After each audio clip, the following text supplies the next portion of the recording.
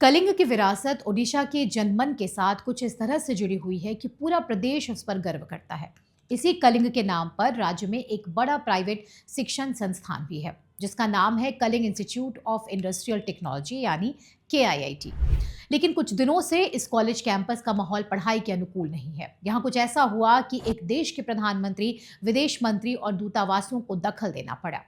ये दुखद कहानी प्रकृति लामसल नाम की एक छात्रा की है। नेपाल की रहने वाली प्रकृति लामसल अपने हॉस्टल के कमरे में मृत पाई गई थी।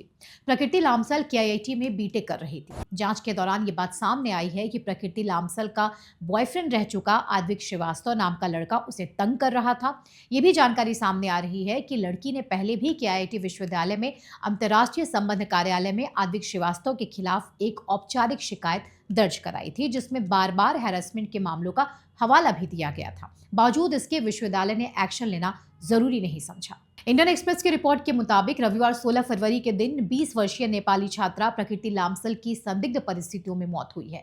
इस घटना ने नेपाली छात्रों में आक्रोश भर दिया और उन्होंने विरोध प्रदर्शन शुरू कर दिया। दुखद तो ये भी है कि कार्रवाई के नाम पर जो खानापूर्ति की गई और उसके तहत जिन लोगों को गिरफ्तार किया गया था उन्हें जमानत मिल गई, जिसमें उस छात्रा का एक बैचमेट, KIIT के 3 डायरेक्टर समेत 2 सिक्योरिटी गार्ड भी शामिल थे।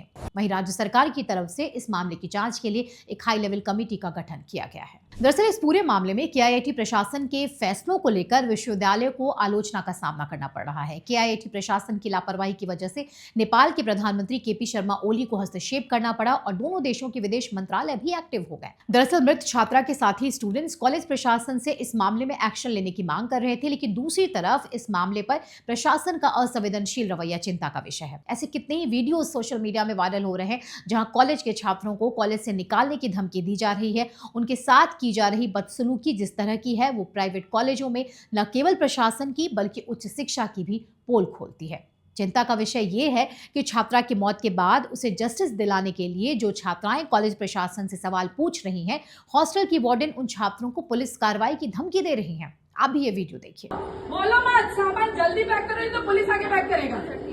सामान पैक करो, यहाँ कोई भी मुझे दिखाई नहीं देना, पुलिस जो भी यहाँ दिखाई देगा उसके आगे उसका डिसिप्लिनरी एक्शन लूंगी। प्रदर्शन कर रही लड़कियों से उनके फोन तक जबरदस्ती छीनने के वीडियो वायरल हो रहे हैं। फोन मत लीजिए,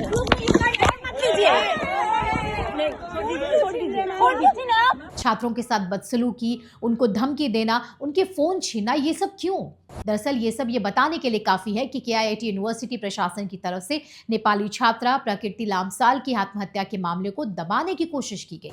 ऐसा चाहे जिस भी उद्देश्य से किया गया हो, पर यह देश में उच्च शिक्षा के कॉलेजों में शिक्षा और प्रशासन के स्तर को दर्शाता है। इतना ही नहीं, नेपाल से यहाँ आकर पढ़ने वाली लड़कियों को उनके फीस तक को लेकर कमेंट किए गए, वो भी कॉलेज के टीचर्स द्वारा।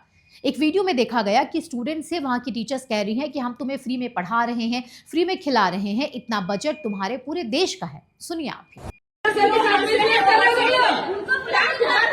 40,000 बच्चों को अभी खिला रहा है, पढ़ा रहा है फ्री में बिठा के। तुम्हारे कंट्री का उतना बजट होगा, उतना बजट होगा। मीडिया रिपोर्ट के मुताबिक कॉलेज कैंपस से 500 से अधिक नेपाली छात्रों को सोमवार को तनाव बढ़ने के बाद परिसर छोड़ने के लिए मजबूर किया गया। हॉस्टल खाली करने के लिए छात्रों को न तो पहले से कोई सूचना दी गई, ना ही कोई समय।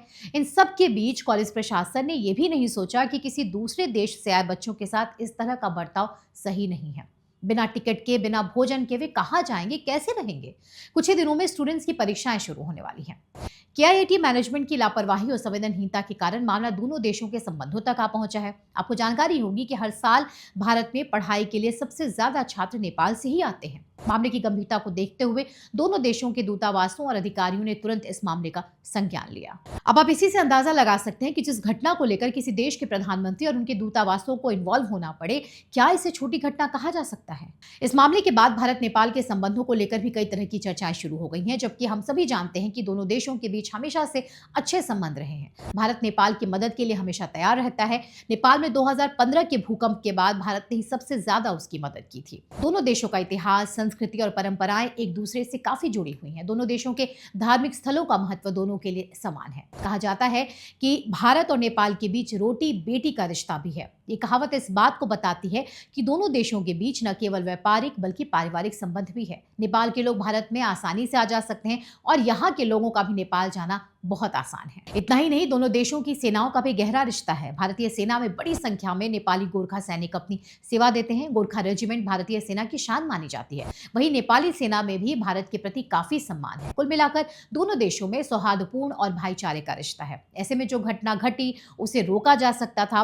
मृत छात्रा की शिकायत पर समय रहते कॉलेज प्रशासन कार्रवाई कर सकता था। इस यूनिवर्सिटी में engineering, biotech, information technology, aerospace engineering, electronics और कंप्यूटर इकोनॉमिक, पब्लिक पॉलिसी जैसे विषयों की पढ़ाई होती है, जिसके लिए काफी संख्या में नेपाल से छात्र भारत पहुंचते हैं। आखिर में हम उम्मीद करेंगे कि भविष्य में ऐसी दूसरी घटना न घटे, क्योंकि इससे न सिर्फ किसी शिक्षण संस्थान की विश्वसनीयता डगमगा जाती है, एक माँ बाप अपने बच्चे को हमेशा के लिए खो देता है, परिवार के अपने बच्चे के लिए देखे सपने टूट जाते हैं, तो वहीं दो देशों के अच्छे संबंध पर भी असर दिखने लगता है। धन्यवाद।